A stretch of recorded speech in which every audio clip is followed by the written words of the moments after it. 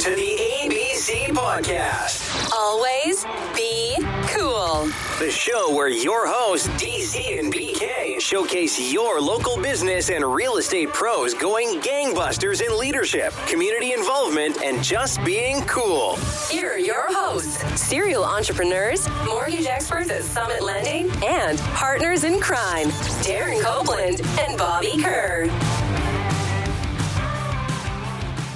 All right, everybody, it's the Always Be Cool podcast, hanging out with your hosts, Bobby Kerr, Darren Copeland. What's up, everyone? We are very excited today. This is our first time ever repeat guest, decades-long writer for the Examiner, Mr. Bill Althaus. All right, everyone, here we go. So, like Bobby was saying, very special episode. You should feel really blessed, Hey, Bill. I mean, I want to know who canceled on you. no. The first one went so good that we're so like, much we have to do another one. So just a recap for those, just to remind you guys. So we have an award-winning sports writer for the Examiner for 41 years. He's won several, almost, I believe 8, correct me if I'm wrong, Missouri Press Association awards for his columns. He was a Kansas City Royals beat writer for over 21 years. He's a lifetime member of the Baseball Writers Association, which is just phenomenal. He's written several books covering the Royals and Chiefs. All-around awesome guy, Bill Althaus. Welcome back, brother. It's good to see you, man. Guys, I'm so thrilled to be back. It's just going to be a fun conversation. It is. If you wanted to lead the show with those compliments you were giving us before it aired. Exactly. If you would like to repeat what you said about... 2 of my best friends, total professionals. It's not an interview. It's a conversation. And that's the greatest compliment I can get from a coach and administrator, or especially the kids. I want them to feel comfortable. I want them to feel like we're just talking. And it's funny how you ease into an interview. It does become a conversation. With you guys, it was boom. Yeah, conversation. Super simple. And also, not to pump you up too much, Bill, but you're an excellent storyteller. I mean, you've seen so many things in your career, and we're going to talk about some of it. It's not only sports, but you've got some really cool music stories. Love music. Acting, movies, like just a whole gamut. So I know we have a whole bunch of stuff that we want to start off with. So, Bobby, is there anyone in particular that we want to roll with? I know one of the really cool things that we didn't know about you is something to the effect that you were on the tour bus heading east with the nitty gritty dirt band. In fact, I was on the tour bus with Head East. Really, yeah. The old, original John Schlitt and those guys, and the Nitty Gritty Dirt Band. And the coolest thing about the Nitty Gritty Dirt Band is they were watching Spinal Tap. Oh my gosh, yeah. Which is my favorite movie. And they're like, we don't need to watch this. We live it. It's true. It was so cool. But when you see those, I rode from St. Joe. Maryville, Missouri to St. Joe. Okay. And because I was a student at Northwest and went up, interviewed them, and I just had a friend on campus drive my car down. I'm not going to, no way I'm going to miss out on this opportunity. But Jeff Hanna was amazing, their lead singer. He was so much fun for the Nitty Gritty Dirt Band. And I saw them in 1973. And their opening act was this banjo player who didn't go over very well. So he's playing and he's done, and a little bit of applause, few boos, and then all of a sudden the spotlight is in the crowd, and he's like, "That's the greatest thing I've ever." Do you want to hear more? Steve Martin. I knew that's where you were going. Are you serious? Oh man, Like I was going to cut. Steve Martin. I was going to say, are we talking about Steve Martin? I didn't want to blow the punchline, right? But that's Cowtown Ballroom. That's wow. Yeah. Man, I was watching a video just a couple of days ago, and it was an interview on Howard Stern, and it was Rob Reiner talking about making Spinal Tap and how when it first came out, he's talking as an artist, right, as a director and as a writer and as a comedian. A lot of times they write what they feel, and then sometimes it bombs. And he was writing the movie and writing the script, and he hired, I forget who it is, but he hired the filmmaker who did like all of the rock and roll documentaries of the 60s and 70s, right? So he's like, I want Spinal Tap to look like a real documentary on a rock band. And so he hired the guy, and the guy that was who was doing all the film work, they did the whole movie, and he goes to Rob, he goes, I don't get it. I don't get this movie. I don't know why it's So- not fun. so Because he it's just not didn't funny. click? It's not funny. And so Rob said that the entire time that he was making the movie, he had all these people second guessing him the entire time of this isn't going to be funny. Yeah. No one gets it. Yeah. And then he just said, I'm betting everything on this movie Yeah. to be really, really well. And of course, I mean, you could speak better than I could, but I don't think it was a hit. Oh no, it's a cult. It's classic. a cult classic, yeah, and it's now a cult everybody following. knows it. It's nothing. But it bombed because nobody really got the idea. And so now it's just this running joke with every musician in the history of the world. If you're walking through a venue and you check this door and it leads to the bathroom, or this door leads to the basement, you can't find the stage. You're like, oh, we're having our Spinal Tap moment. Well, they heard that happened to Tom Petty. Yeah. And I asked Petty about that one time I met him many, many years ago. And he goes, oh, yeah. He goes, I'm still working with my lawyers to get a cut of that film because they stole that one from us. So, That's but, awesome. and it was all ad-libbed. Yeah. I mean, so much of it was ad-libbed. And So there wasn't a certain script on that at all, was there- there? there was bits a and pieces. More of an script. outline. It was, Yeah. yes, Yeah, that's a good it was way an to outline. Yeah. Yes. Why don't you just play it at 10? It goes to 11. And that Christopher Guest, Yep. ad-libbed that. And honest to God, I watch that movie at least once a month. Once a month? Oh, I love That's it. amazing. That's You know, so much sometimes fun. you just got to go to that extra edge, and instead of 10, it goes to 11. And when Derek Smalls gets caught in the pod on stage, It's so good. There are just so many classic moments. It's so good. Well, gosh. So you text us and we were talking all week, like, hey, being our second time guest, right? Like that's a really cool thing. I mean, George Brett was here for 2 episodes because he stayed for like 14 Yeah, hours. right. But we for chopped you- it up a couple times. For you to come back and hang out is really special. And you said, man, we have so many stories that we didn't get to last time. Mhm. So we kind of want this to be total conversational. I should have poured a whiskey so we could just hang out. But let's just kind of let you go. Tell some stories that come to mind, whether it's music, entertainment, sports, whatever. Mhm. I mean, let's just tee you up right away. Right? You know I'm a massive Miami Dolphins fan, and you text me today. You're like, hey, I got a great Miami Dolphins story. So let's just start there. Well, 1972, the Dolphins are playing the Chiefs. It's a and great the year, game- by the way. Oh, yeah. 72 is the best year ever. Get out of here. Year I graduated from Truman High School. There you go, Truman. My mom and dad just couldn't get tickets anyway. It was blacked out. So we were going to Clinton, Missouri to watch the game with my grandma and grandpa. But before we left, I asked my mom, I said, hey, it'd be okay if I went down. I know what hotel they're staying at. I want to go down and try to meet some of those guys. So, she said, sure. And times are so different now. I mean, there's no way you would ever meet a Bob Greasy At or a a Larry player hotel, Zonka. yeah. Right. So I go down. I'm the only kid there.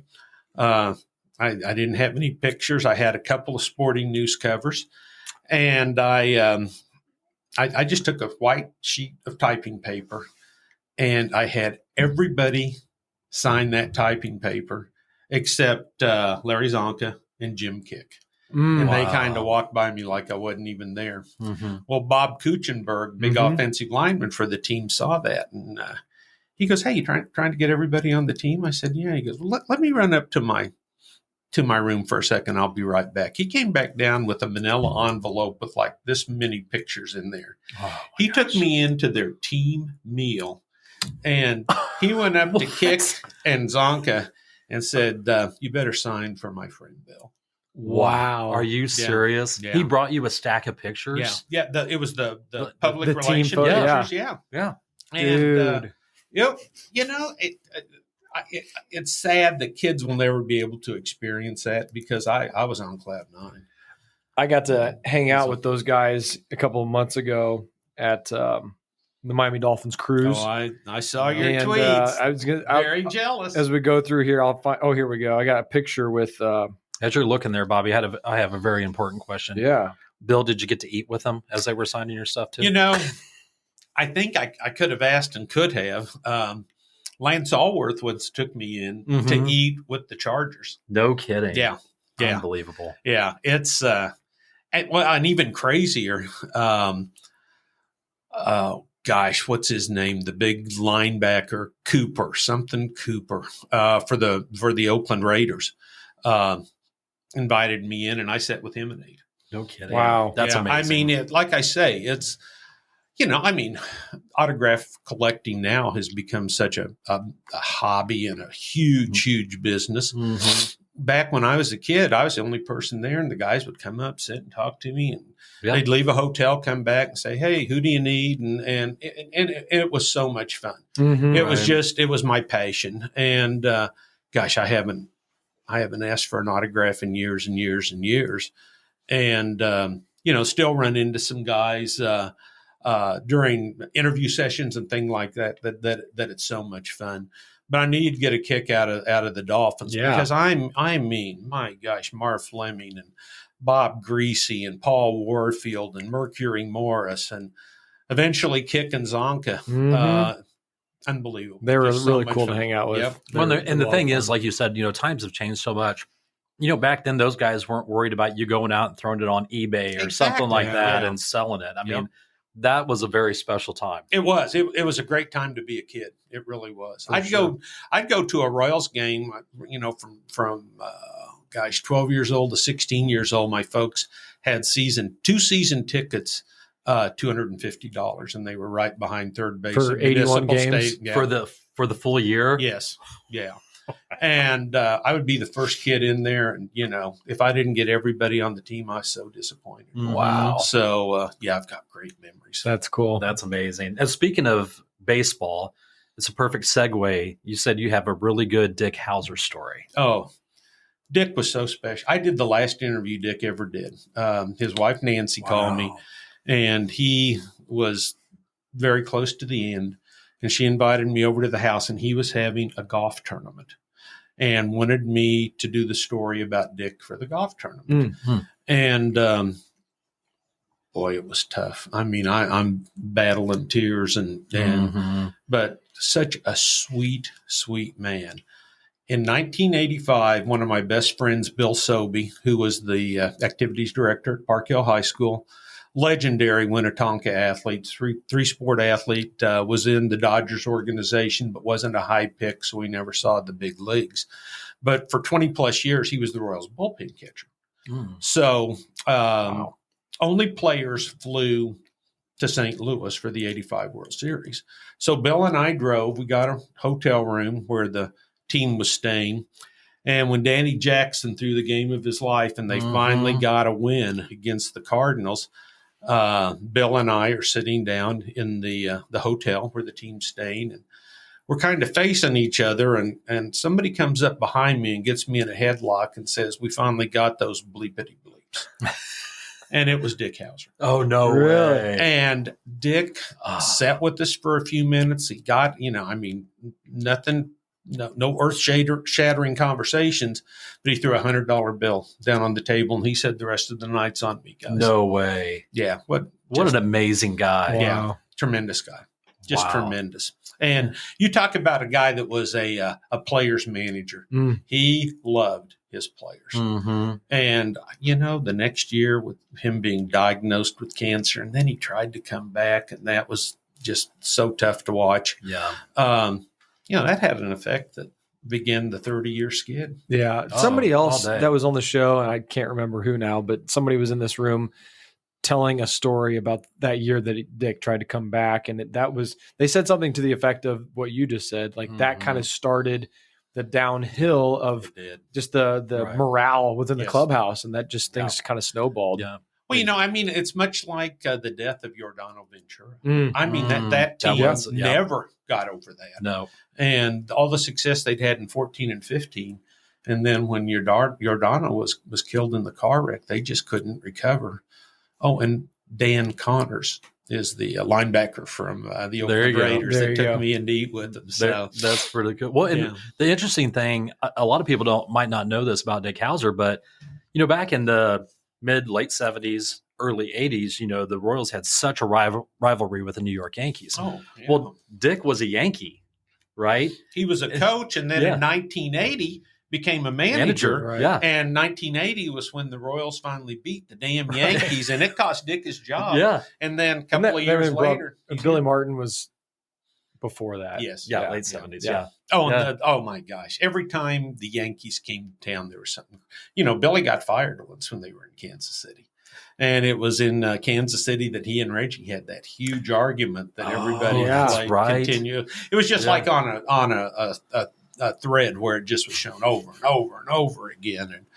And God, those, you know, when the Yankees came to town, oh man, you circled that on your schedule. It was you on. Going to miss those. It was on.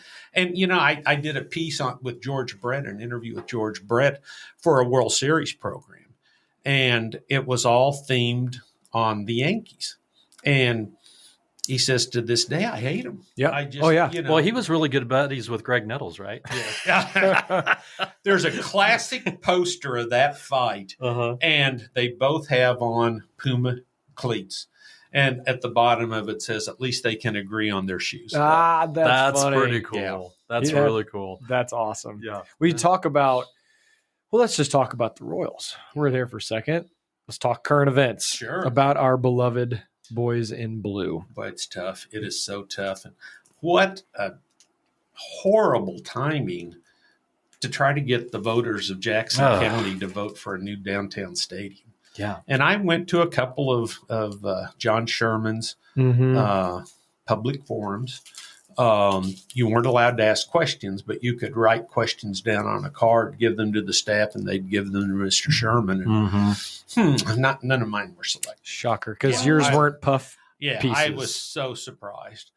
But, you know, now not only is it everybody in Jackson County's upset, but they're starting the war between Jackson County and Clay County. Yeah. I don't think there's any chance that this has not been settled on downtown already. Well, I agree. Yeah, I it's already totally done. I agree. think all the real estate's been purchased. I think it's 9th and Charlotte area. There's no That's way what it's I've going heard. up north. Well, and you know, you have to have new exits off I-70. The cost of that is astronomical. You know, people are going to go down and see this new stadium. They'll probably draw $2 million the first year, but if they're playing like they are now, they don't have a prayer. Yeah. Well, and close to that. And the soonest it could go would be what? 27, 28? That's what I'd say. Something yeah. like that. Yeah. We're all pretty, we are all tied very closely with the Royals, in some form or capacity. And so I think we sometimes self-censor. I mean, I'll be the first to say it. Darren and I self-censor whenever we're talking about the Royals because we are so tight. But when you talk with other alum and those guys don't self-censor, they're the first to say the stuff's messed up, all the way top to bottom. Yeah. I had a conversation with somebody just the other day or last night who's got some inroads and they had some nasty things to say about top to bottom. Like this team's getting turned over. Right. Like, and we got some placeholders for some people in some high ranking positions. And it's just sad because we all just want to go have a good time at a ballpark and watch our team that we love. But man, My first year of covering the Royals, 76.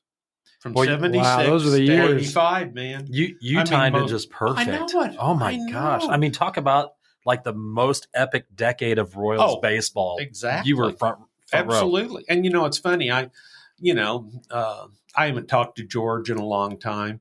We just don't see each other. you guys were We were really pretty close. Yeah. And I knew George before he was George Brett. Mm-hmm. And he'd see this naive young kid come into the locker room and hey, the guy from the Examiner fish wrappers here, I mean, he and Hal McRae just loved to give me a hard time.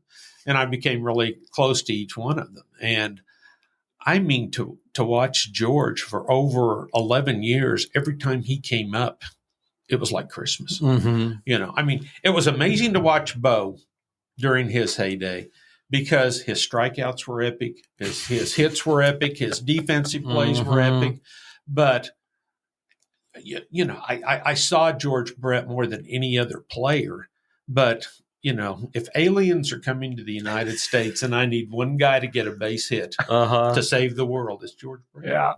Well, exactly. Well, and the thing is like he was, like you said, he was such a treat to watch every at bat, right? I mean, to see that type of caliber and the consistency that he was, right? And all those players. So I had a question because I was growing up during that era and my grandpa was taking me to general admission seats and they're $1, $1.50, and I got to get a hot dog, thought that was big stuff, right? Yeah. But I just remember as a kid seeing how fast Willie Wilson was. And that was out in the cheap seats, right? So what was that like to see some of the, the Royals had some amazing team speed back in the day. What was that like to see him run the bases? First to third with Willie Wilson, it was breathtaking. We'd never seen anything like that. And John Sherholtz did such an amazing job building the team and finding outfielders that could fill all those gaps. And I mean, with Al Callens in right field, this time Willie in right field, and then Amos in center. Right. Holy cow, those guys covered a lot of ground. Yeah. But, Willie had that year, and I'm right there in the dugout when Dick Hauser is calling somebody in I think that the A's were playing the Milwaukee Brewers, and Ricky Henderson and Willie were neck and neck. Yeah. And when he found out that Ricky Henderson made an out and that guaranteed Willie the batting title, they took him out of the game. Wow. And I mean, to be right there and, the details get foggy, but we're all back there. The Royals said, the game was still going on, but Willie Wilson was when he's running, when his speed's involved, the most electrifying player I've ever seen. Really? Wow. Whereas Bo Jackson was the most dynamic. I mean, you had to, nobody ever went to the bathroom when Bo Jackson was coming up. And nobody made it look easier than Amos Otis. And he told me one time, he says, it just hacks me that I make it look so easy and they don't know how hard I'm working. And you'll never see Amos Otis make a diving sensational because he didn't catch need to. Because he didn't need to. Because he got there in time. Now, Lonnie Smith and Lou Piniella, anything they ever caught, it was diving and sensational because they didn't know. It's because their first step was the wrong step. Exactly. So they had to make up for it. But AO didn't make the first wrong step. Never. Right. I know he did, but personally, I mean, I never saw him make a mistake. Wow.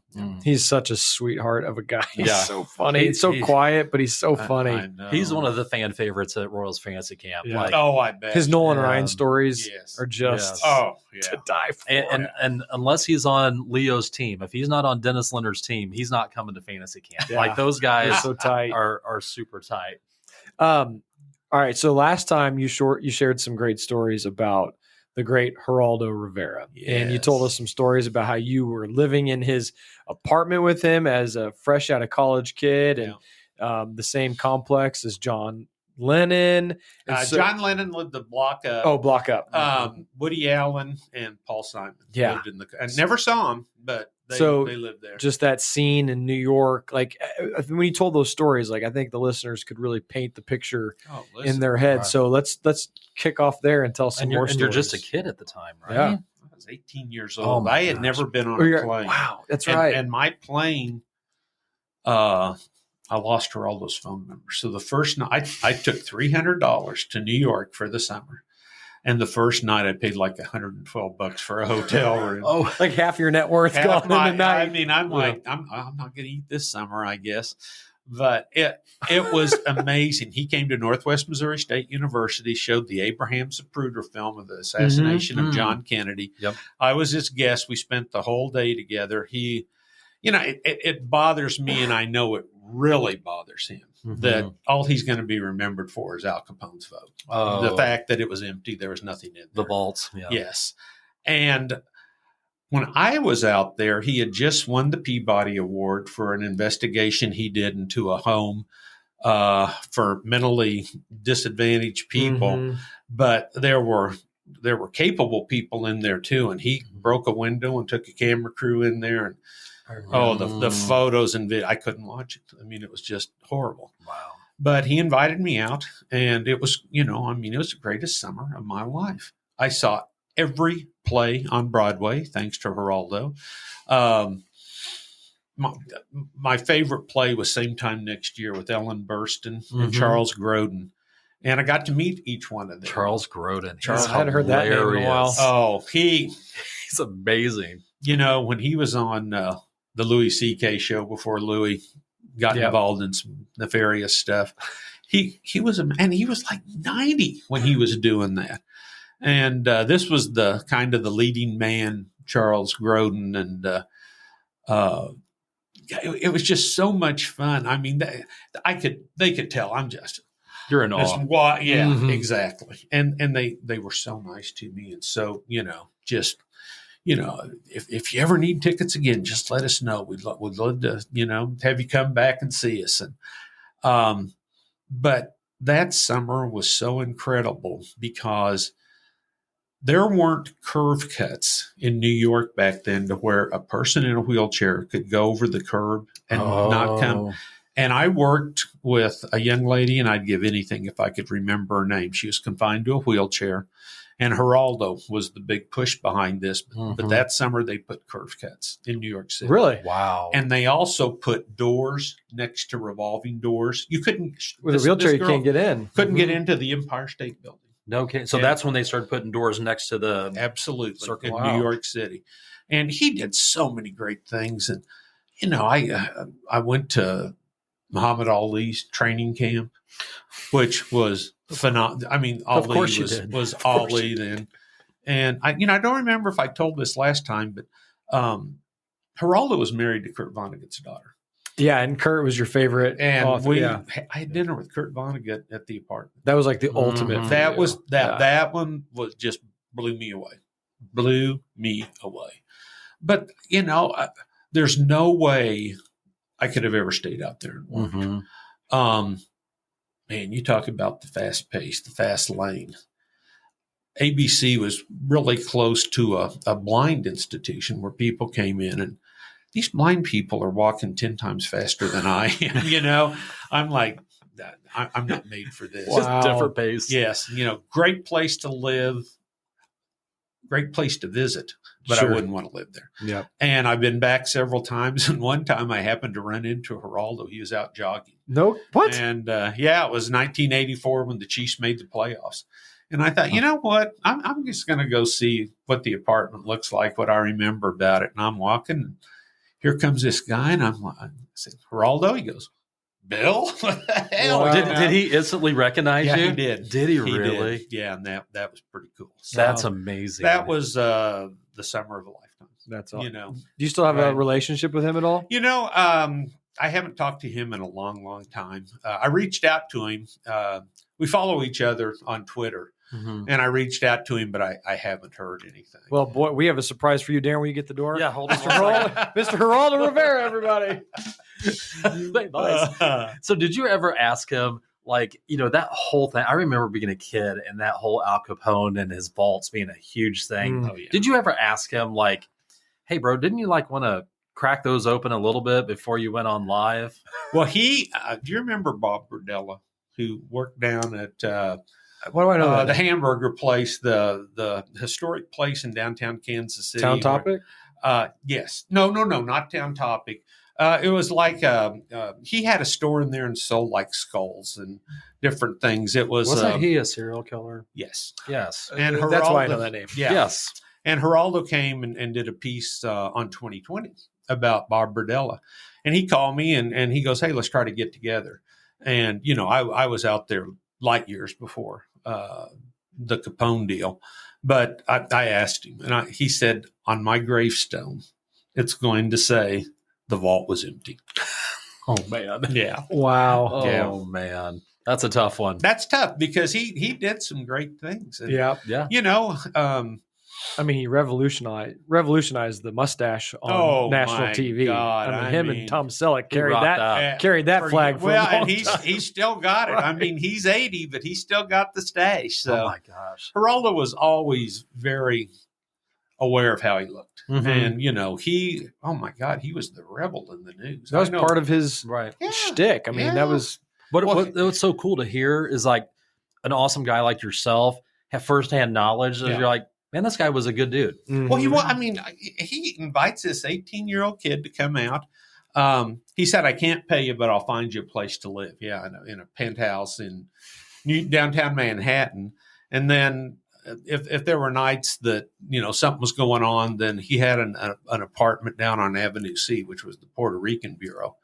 And I remember walking out of the apartment one time, and the guy comes up. And Geraldo told me to always carry a $20 bill because they could get a hit on $20. So this guy comes up to me and he says, hey, you need a hit? And this guy comes, he says, that's Geraldo's boy. Leave him. Don't. Sorry.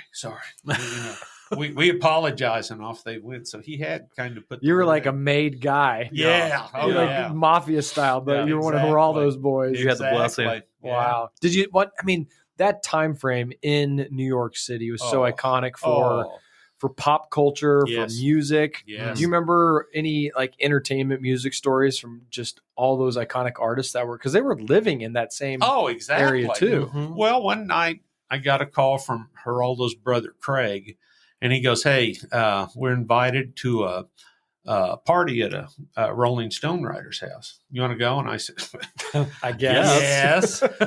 So we went there and go up these stairs. It's a brownstone, and Bob Dylan is sitting at the piano playing. Unbelievable. I mean, and I just stood there. I just stood there, and there was no way I was going to approach Bob Dylan. No way. And before long, Ian Hunter and Mick Ronson from Mott the Hoople walked in. Man. And Ian Hunter, I had met them and interviewed, not Mick Ronson, but I'd interviewed Ian Hunter not 6 months ago when he was playing at Memorial Hall in downtown Kansas City. Nice. And I wound up going to the show with them in their limo. Mm-hmm. And they gave me this little button, which I still have. And if you had that on your lapel, you could go backstage. Mm-hmm. Well, I didn't have, Right. He goes, you got to go to St. Louis with us. And I'm like, I didn't have two nickels to rub together. But Ian Hunter walks in, and he walks up to me and he goes, Kansas. Wow. He remembered from the interview. Remembered you. So we went to CBGB. Oh, really? Yeah. The CBGB? The CBGB. Wow. And I'd love to say Patti Smith was playing there, or the Ramon. I don't remember who was playing. Sure. But, I'm riding around in a limo with Mick Hunter, Mick Ronson, Ian Hunter, and his wife going to CBGB. Wow. And we drove by Max's, Kansas City. We didn't stop there. But, oh, my gosh. I didn't realize how iconic they were until later in my life when I really started reading about these places. And, Lou Reed and the Velvet Underground and Nico and oh, my God. Springsteen opened for Patti Smith there. Yeah. And, one night Geraldo says, hey, you want to take a little ride to Kutztown, Pennsylvania? And Kutztown State College, this guy wanted to be on Geraldo's show. And Geraldo said, go check him out and tell me if he's worth being on my show. And it was Springsteen. What? You're kidding. And I didn't meet him at that time.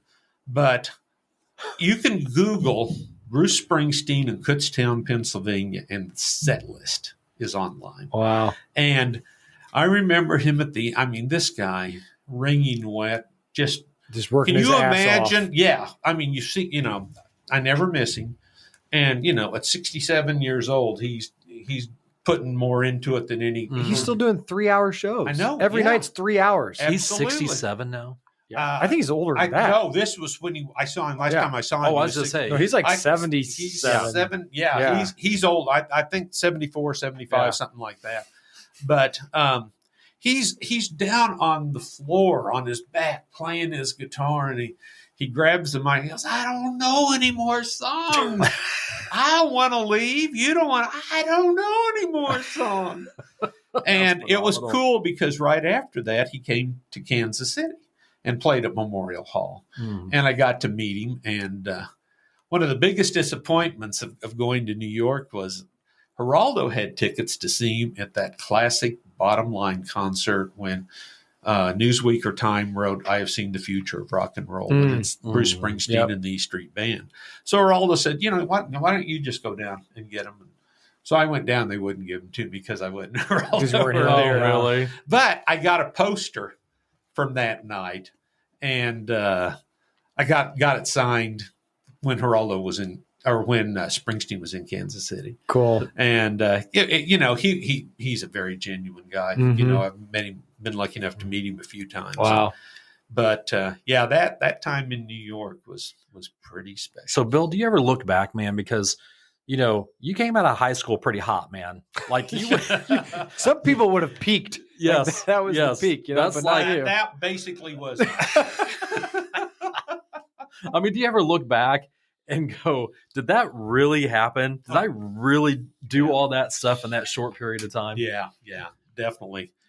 If you watch Scorsese's Mean Streets, Yeah, I love that. that one. was New York when I was there. Hmm. First night I was Harvey there. Keitel, right? Oh yeah, Keitel and De Niro. Yep. First night I was there, Geraldo got the ABC limo, and he goes, "We're going to go drive around, and I'm going to tell you where you Where to cannot avoid. go." Mm. And he said, "I'm serious. It's not safe." This was a different time in New York City. Well, this was, yeah, it was Mean Streets. Yeah. It was Mean Streets, Mhm. and prostitutes would do lewd things when a limo drove by. You're going to describe it? What's for us? that? What are those? Lifting up a dress. Oh, There you okay. go. Just leave All it right. with that. There you go. And Geraldo said, "But you never saw that in Maryville, Missouri."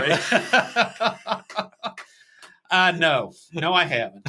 And I didn't. I mean, I stayed close to the vest. Man, I learned to use that subway. I can still use the subway system there. Yep. And my second day there, he had me go down to the that monstrous New York Public Library Mhm. and do some Like the one that's in all the movies and yes, stuff. yeah. Mhm. Ghostbusters. Yes, yes. That's immediately what That's I think it. of. Yeah.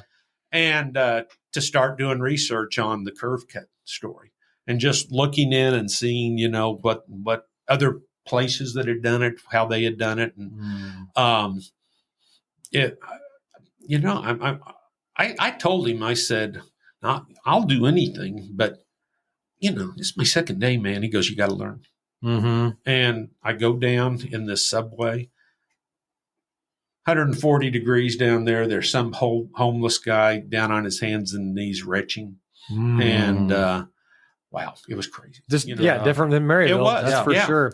But I got very comfortable there, and every time I love to go back with my wife, and kind of have the feel for it. But Mhm. Times Square, I hear Times Square is getting kind of bad again. Broadway area is getting kind of bad because when I was there, on a 1 to 10 scale, it was a 20. It was an 11. And 11. When Stacy and I went a couple of times, it was, oh my God, you couldn't spit without hitting a cop. Oh, really? Yeah. Okay. Toys R Us had their shop there and had the biggest Ferris wheel in New York inside In their the shop. store. Wow. Wow. Yeah. So Wow. it was awesome. Very safe. So let's bring it back to Kansas City a little bit. Yeah. So actually, you mentioned Memorial Hall a couple times in those stories. Yeah. I mean, Memorial Hall, most young people don't understand what Memorial Hall was. Oh, I know. Right I mean, you're now, talking about Beatles. the Beatles were Right. there in 62, I think, Yeah. 63.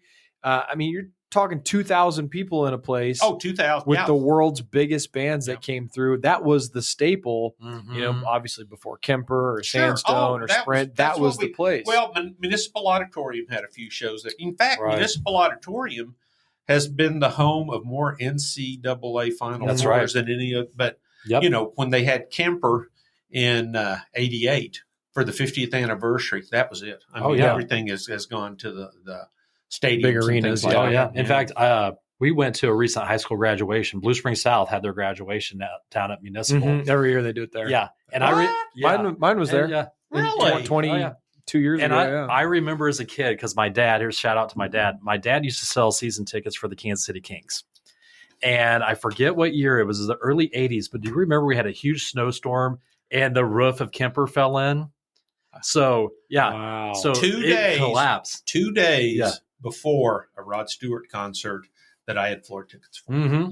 Exactly. So Yeah. the Kings had to start playing at Municipal Municipal. Auditorium wow. because Kemper was El Nixay. wow. Yeah.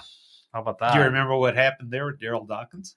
Oh, he wasn't he the first one to break the backboard? He broke the backboard. That's Nice job. right. Yeah. Yeah. From the Philadelphia Chocolate Thunder. And I don't think, did they have a backup or?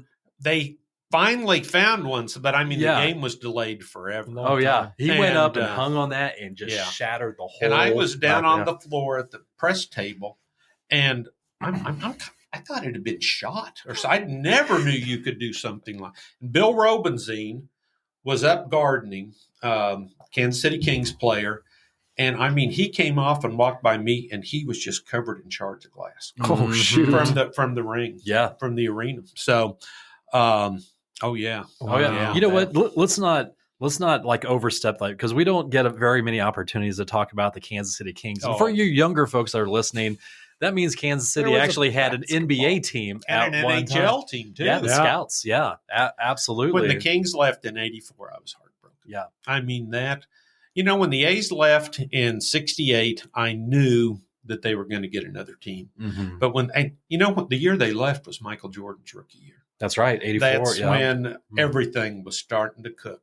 And we had just won the division in 83, right? Yeah. Yeah. I mean,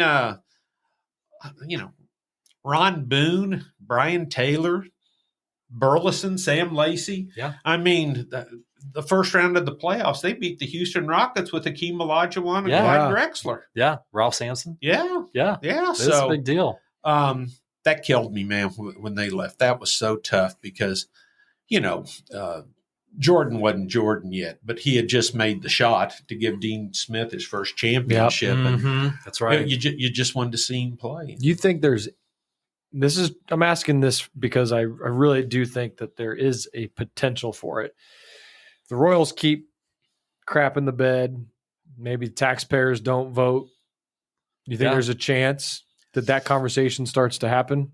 I think you're closer to getting an NHL team because of a guy named Paul McGannon. He used to be. Why do I know that name? Well, he was the Royals trainer for many years. Okay.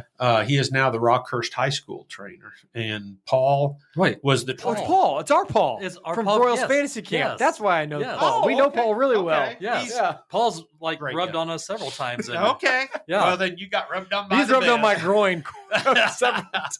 Yeah. I'm like, Paul. But he's yes. gosh, he's in charge of a committee like Hockey 24/7 or something.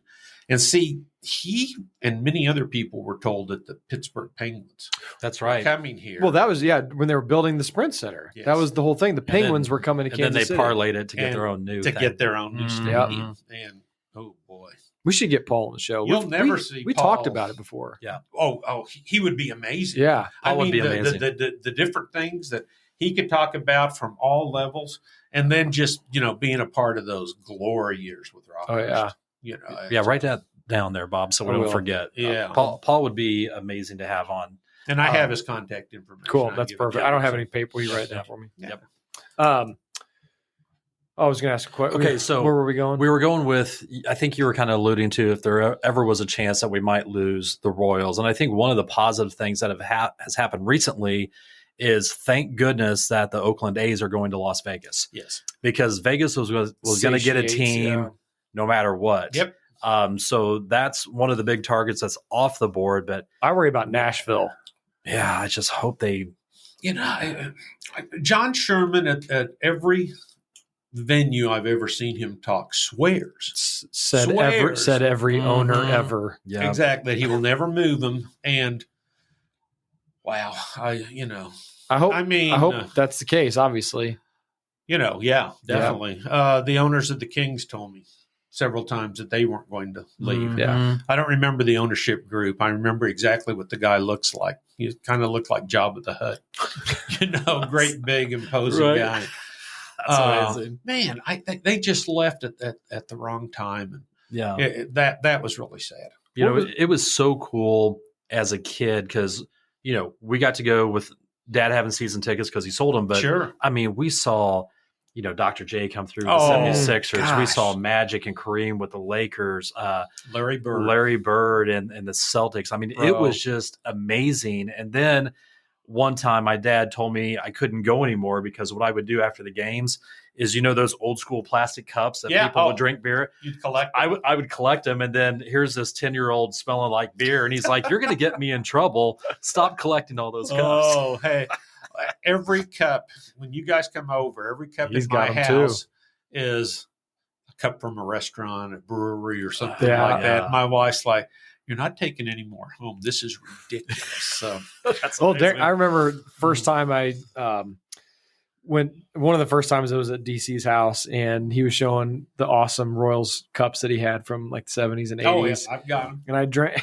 I used one. He was like, "Do not put that in the dishwasher." Oh Like- man, yes, They're gone. A word to Yes. the wise. Do If you not. find one, yeah. Yeah, Because the first time I put one in there, and it's like, what happened to my yeah. George Brett used to be here, Right.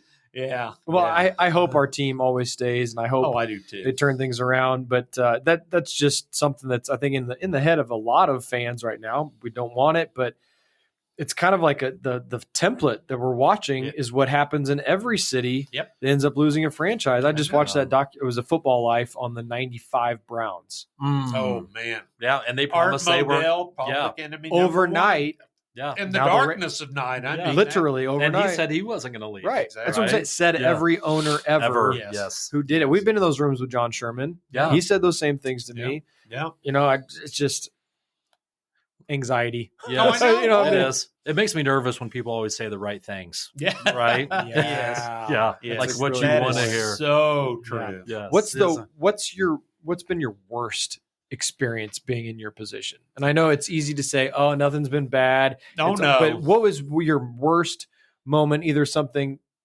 that you brought on yourself, maybe, and something that happened to you that somebody put you in a bad spot. Scariest position I was ever in had to do with one of your Miami Dolphins, Dan Marino. Mm. Bill Moss was married to his sister. I knew that. Really? And so I'm talking to Moss, and I was the Kansas City correspondent for USA Today. This was back Yeah. when I'd write a story, and I would either fax it to him or dictate it over the phone. This was before. Are you serious? Yeah.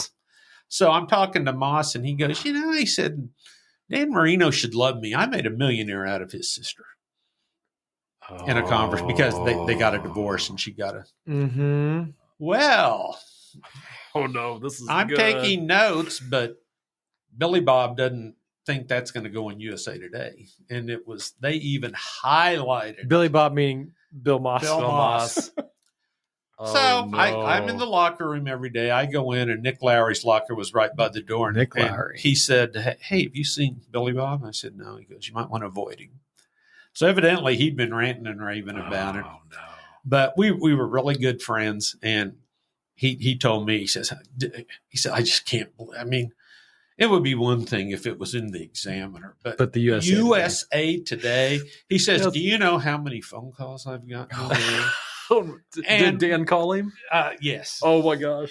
And, we wound up kind of laughing about it, but he's one guy, want Yeah, mad at you. Yeah. Wow. Yeah, exactly. And over the years, I need to figure out how many times I have spent waiting for an interview, waiting for a press conference to Sure. start. That it's even now with high school coaches that I go and cover a football game, basketball game, or baseball game, and they had, some of them do 30, 45 minutes after a game. And I'm looking at these kids, and, somebody much smarter than me said, the kids, especially after a tough game, they lose that attention span after 2 or 3 minutes. Mhm. And here's Yeah. the coaches railing on them. So that's a part of my job that I never enjoyed. But I've been so lucky because I've never been accused of misquoting a player or misrepresenting myself in any way. My gosh, I've interviewed some high level folks. I've interviewed some presidents, and Jimmy Carter came to the Harry Truman Museum to receive an Okay. award. And Nice. this was back when a guy in the low rung of the totem pole could interview the president. And That's interviewed amazing. George H.W. and George W. Bush a couple of times because I have a friend that was a photographer for the Republican Party. And Nice. it was funny. We were at Crosby Kemper's house, and George was doing a, $5,000 plate type deal. Mhm. And my friend was taking pictures of all the people who were there. Two of the people happened to be George and Leslie Brett. And George walks in, he goes, "Man, are you everywhere? What's up with this?" I can totally hear George say that. So With a few expletives. yeah. So President Bush walks in, and I had actually spent an inning in his suite at George's last game in Arlington because Rush Limbaugh was there, and Rush used to work for the Royals. He did. That's how he got his start. Yeah. Exactly. Yeah. And so I stayed at the same hotel as the Royals. Rush saw me. He said, "Let's just come use my name," So I didn't want, I was out of my league. But I walked in, and this was when Bush was still the This is owner. HW? No, this is W. W. George W. Okay. was an owner of the Texas Rangers. Oh, got it. Yep. So, and the last game was so cool because it was Nolan Ryan and George Brett. And Ryan couldn't play, but there's a famous photo of them exchanging the last lineup cards, and just a magical moment. That's awesome. But George Bush looked at him and goes, "You're from Kansas City, aren't you?" And talked to me for a few minutes. And he was so gracious and so personable in person, but that just never transpired. Translated. Oh, really? Yeah, it just he spoke in Crosby Kemper's house, and I mean, he had everybody right here. Yeah. And I've never seen him do that in a public forum. Really? And, but what an amazing experience to be around all that. oh yeah, and it's just everything in life is who you know. Yeah. And I've known a lot of great people, and been able to do a lot. I mean, a kid from Independence, Missouri, spending a summer in New York, being told where not to go or you're going to wind up dying. Right. And not only a kid from Independence, but a Truman High School grad. Well, there you go. Absolutely. Right. Yeah, Let's not that, like those let's get South that in there. grads. Right. But it was phenomenal. Yeah. That's amazing. Wow. I've lived a good, I'm 69. People keep asking me, how long are you going to do it? I'm going to keep doing it until I can't do it any longer. Well, you are different in that you have a special skill set, and we led the show with this. And whenever you interview people, and I can say this because you've interviewed me before, it very quickly leaves interview status and goes to buddies having a conversation. Absolutely. Yeah. And where I think the pivot to this is where you spend the majority of your time now is conversing with high school kids and coaches and high school programs. So I know this is something that you are incredibly passionate about. Definitely. So I know you wanted to share a couple of moments and talk about this part of your life. So go after it. Well, when I started at the Examiner, all I covered was professional sports. I made a few trips with the Royals. I made every trip with the Chiefs. And it was a golden time for the Royals. It was when the Chiefs were. It's almost like now, but it's just reversed. Exactly. Right? They've really never been great at the same time. Right. It's crazy how that happens. But I was thinking the other day of, Albert Pujols just retired. I covered 30 or 40 of his games through American Legion and at Fort Osage High School. I was there when he led Fort Osage to its second state championship. Yeah. And what an amazing experience for a 23-year-old kid. Did you happen to know his base Coach Walker? He was Chris Walker. So I played with Chris growing up with Queen City, Did American. you really? We went to William Jewell together. We're the same age. Yeah. Wow. Yeah. Chris looks so much older than you. Let me break out some cash. Yeah. There you go. Okay, I'll got take some it 20s. afterwards. And now see, Chris was the star of the first state championship baseball team there. Yeah, about that. We should have beat them. Well, everybody thought you were going to, and he and Brent Wilhelm and Bill Overbeck, man, there's a house out in left field at Fort Osage High School. I know it. They hit the house so many times that there's now this monster net Yeah. put up. Yep. And if anybody muscles up over that net, they're putting on their big boy So I pants. played for Rick Berlin at Truman. Oh, yeah. So Great guy. I played Truman and Fort Osage, we all played with each other. I mean, all this for your whole life. Overbeck and Brent Wilhelm, we all played on Highboy together. Sure. Growing up, right? Yeah, So yeah. we were all I'm sorry, I don't remember you as much as I remember Overbeck and Wilhelm. They were much better. They were much better. I mean, Wilhelm went and played at KU. I mean, he got drafted by the Royals. Yeah. Really? Real low round pick. And, it's 1 or 2 years. Yeah. Yeah. Now, and here's He's a an stud. interesting Brent Wilhelm story. His daughter is going to Missouri. Really? Yeah. And I'm sure she's a stud too. Oh, my God. She's one of the best softball players I've ever seen. I figured. Yeah. And, daddy and daughter, KU and MU. That's cool. Yeah. And Brent has a lot of fun talking about that. So what do you got cooking with right now that you're really passionate about? Because you texted me today and you were like, yeah, this is something I want to. Well, it's just the state of high school sports worries me. Oh, parents are out of control. Yeah. If you don't have an activities director that supports you, I've seen some of the emails and some of the letters that parents have sent trying to get a coach fired. And it basically stems from Playing little time. Bobby and little Jane not playing. Yeah. And I don't know how you find principals. I don't know how you find activities directors. And the coaches have to have the thickest skin that you'll ever have. And it worries me. Okay, you're talking about Highboy. Yeah. Rod Zays, Fike, Oak Grove, post 499. Fike's the only one that's left. Yeah. Yep. Yeah. They just had the Wood Bat Invitational, which it was 35th anniversary. It's a wood bat tournament at Hidden Valley Park in Blue Springs. Yeah. For folks that don't know, Legion and all baseballs played with metal bats, aluminum bats. And I did a story for USA Today when they had the first one. It was such a special deal. 48 teams there. Yeah.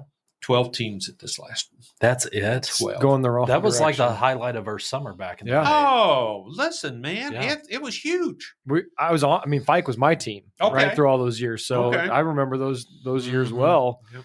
That's- Jim Moran, your coach? Yeah, Jim was my coach, and Kathy, his wife, was my high school teacher for so many years, and so she and I still talk on Facebook all the time. That's so cool. Yeah, but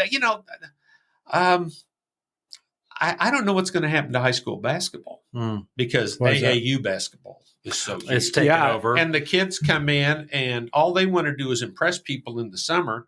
So they may score 30 points a game because they just keep feeding and feeding and feeding the ball. And then they come into high school and it's like, well, we want you to be the you're not going to be the point guard. We want you to be the off guard and play a little defense. And, mom and dad don't like that. Man. Yeah. And I've had several coaches tell me that, they're concerned about the future. The best, the cream of the crop tennis players play USTA tennis until they get a scholarship, and then they might come back and play high school tennis. Wow. But a kid that was our player of the year, his sophomore year, did that, and he did get a scholarship, and then he came back the next year, and I was talking to him, and this wasn't for a story, but he said, I shouldn't have done that. He said the coaches knew me from high school. Yeah. And, my gosh, with social media, video, everything, Right, all that. if you're a stud, they're going to know where you are. It's gonna crazy. find out. My neighbor who lives directly across the street, he is 14. He's going to be a freshman at Lee Summit North. Okay. So he was at Campbell, and he is ranked, I don't know, first of all, that they rank middle school kids is crazy to me. They rank younger than that. It's nuts. It is nuts. Oh, So he goes, his parent, I'm speaking very highly of them. That's what I'm trying to do. Okay, good. Is that they take him to these camps, and it's like every month he's at a out of state camp where they have, ex pros there or whatever, but he's ranked like in top 10, top 15 in the country For his age class?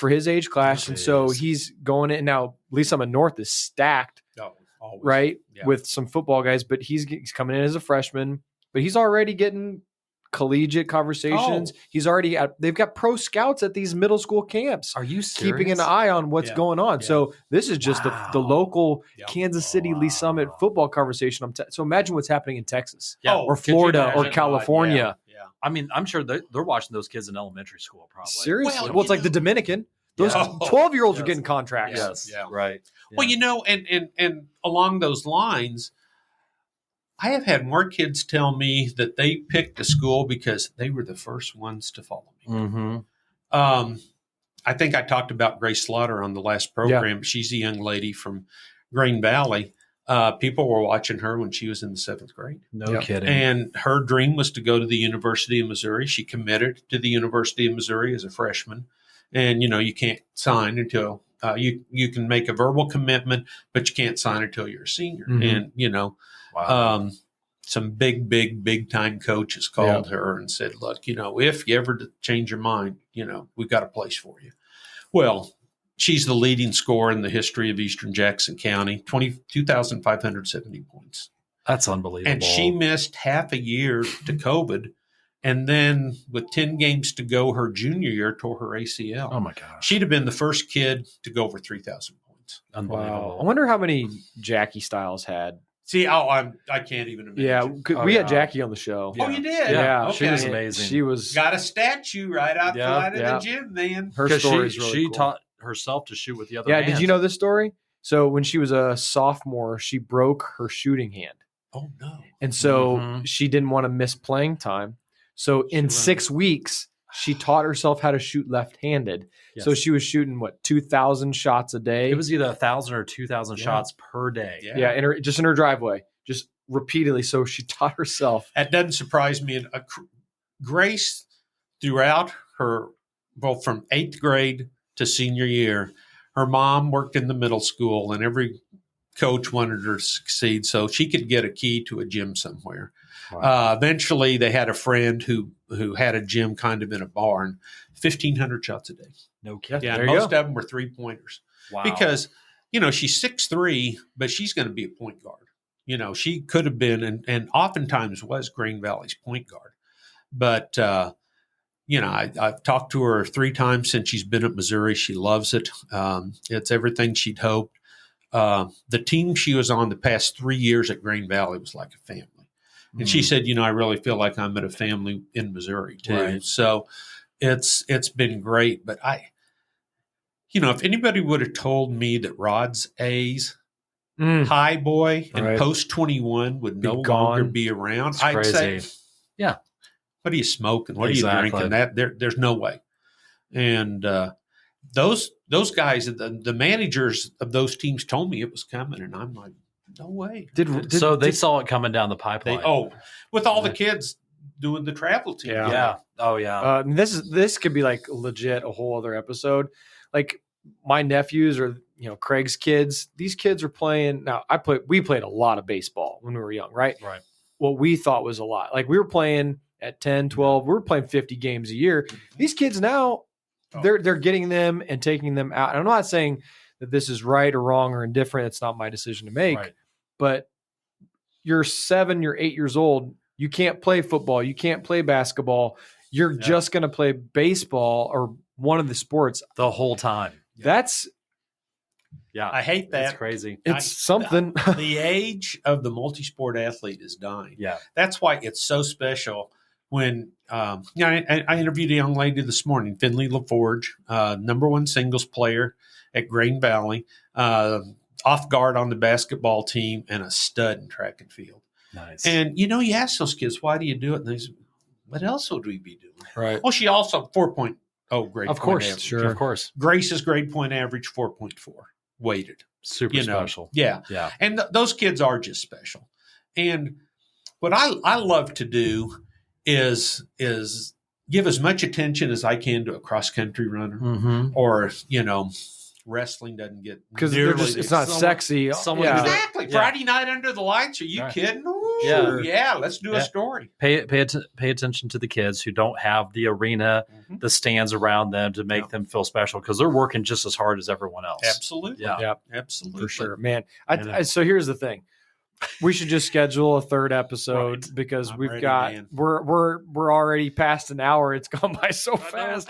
So This is like time travel. I know. man. I love it. I love it. So let's literally, when we get off, Yes. we're going to schedule a third episode, Love to. and Yes. we're going to pick it right back up because. There's some Kevin Costner stories on. Oh my God! Actually, you know what? Will you tell one to end the show? I will. Thank you. I met Kevin Costner at a Chiefs game many years ago, probably 10, 12 years ago. And just he was there with his now ex-wife and a baby. Mm-hmm. And I told him, I said, you've made the greatest dad movie. Yep. With Field of Dreams. You've made just the best baseball movie with Bull Durham. Mm-hmm. But I said, I'm the biggest John Wayne fan and Clint Eastwood fan in the world, but Open Range is the greatest Western I've ever seen. He goes, and as it turned out, his team growing up in California was the Chiefs. Yeah. Oh, you're And kidding. he I said, think you told us that last time. He said, that famous Sports Illustrated cover of E.J. Hall hiking the ball to Lenny, that was stapled to the wall of my bedroom. Wow. And we hit it off, and he invited me to breakfast the next morning. He was here for a charity golf tournament. And he was so casual and so I was in awe, but it was just such a great conversation. And I told him, I said, my two favorite scenes in Open Range, one is where Robert Duvall and he walk into the doctor's house and they got manure all over their shoes. And they go down and try to sweep it up into their hats so they can get it out. And then Annette Bening, the doctor's daughter, who is Costner's love interest, gives them a glass of tea. And their fingers are so big that they don't know how to pick this glass of tea up. And he goes, oh, man, I can't believe you like those. He says, those suits at the studio wanted me to cut those scenes out. And those were my favorite scenes, too. Wow. And just Well, then he really loved you. Yeah. friend for life.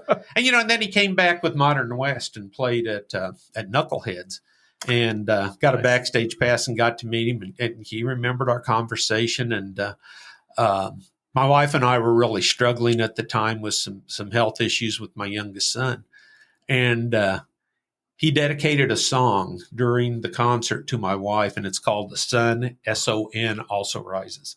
Wow. And it's about somebody who's down, and they write, I'm crying, she's crying, and I looked at him and gave him the thumbs up, and he just gave a little nod. That's amazing. Wow. Yeah, he's near the top of my list. So Kevin Costner, 2 shows in a row getting shout outs because There you go. on Tuesday we had Frank Hicks, the owner of Knuckleheads. Oh, you did? Was sitting right here. Yeah. Just 48 hours ago. Yeah. That episode just got released yesterday. Did it? Literally. Yeah. So Two days ago. same liked Costner? Oh yeah, so he, because we were talking about all the great musicians that have come, or all the great actors who want to be rock stars, Right. like Kevin Costner, Yeah. Kevin Bacon, Kiefer Sutherland, Billy Bob Thornton, Bruce Willis. Yeah. Bruce Willis. Bruno era. So all those guys, they come whenever they play. They go on their short tours. Yeah. Knuckleheads is like the first stop that they book. Yeah, So I love it. Yeah. I tell you what, Bill, you couldn't have wrapped that up with any better of a story. great story. That is perfect. That was fun. Yeah, we have another at least episode or two with Bill. Oh my gosh, for sure. Bill, tell the listeners where they can find you on Twitter and how they can get a hold of all of the great articles that you write. Examiner.net is the website to the paper. My Twitter handle, Althaus, the little symbol, Althaus, Althaus, EJC, standing for Eastern Jackson County, and K Althaus at Cherry Road, one word, .net is how you can send me an email. Awesome. That's awesome. I just want to take the opportunity to thank you guys because this is just so much fun. I feel like, I come in here and visit with you. I feel like I've won the lottery. So thank you. Man. That's good stuff, man. You A can come back. gentleman and a scholar. Okay, you can come back again. We love it too, man. This is it's so easy, and you're just a wealth of knowledge and stories, and just a great human being. So thanks for hanging out with us. It's always a pleasure. Guys, this has been the Always Be Cool podcast. Be sure to subscribe and listen wherever you listen to your podcast and leave a 5-star review. Hanging out with Bobby Kerr, Darren Copeland, and the wonderful Bill Althaus today. You guys take care and always be cool. See you guys. If you are hearing this message, you've listened to the entire episode. And for that, Darren and Bobby thank you from the bottom of their hearts. They hope you enjoyed this new episode. And if you did, please leave them a review on Apple Podcasts, Spotify, or wherever else you're listening. Please share this episode with others who may be interested in our community. Also, feel free to let DC and BK know which business or community leaders you'd like to see covered in future episodes. Get in touch in the comments or on social media. See you next time for a new episode. And remember, always be cool. This podcast is powered by Summit Lending, NMLS number 1850081, Equal Housing Lender.